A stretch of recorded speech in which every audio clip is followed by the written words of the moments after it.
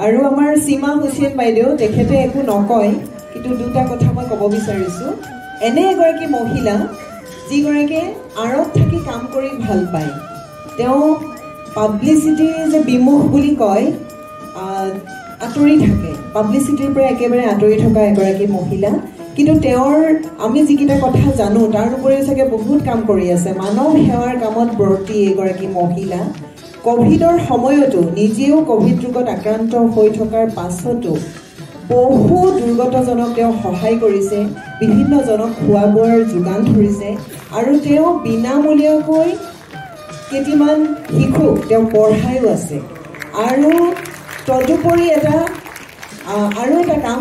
সেই কামটো হ'ল যদি কাৰোবাৰ ঘৰত আপোনালোকৰ ঘৰতো বিয়া সবাহত কেনেবাকৈ যদি খাদ্য বাছি থাকে বাইদেউৰ সৈতে যোগাযোগ কৰিলেই হ'ল কাৰণ সেই খাদ্যসমূহ পেলাই দিয়া হয় নহয় জানো লোকচান হৈ যায়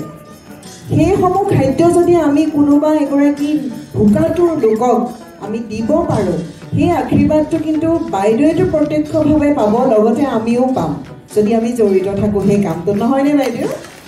গতিকে এগৰাকী মহিলাৰ এই কৰ্ম খতিয়ানক আমি সঁচাকৈ আজি শলাগ লৈছোঁ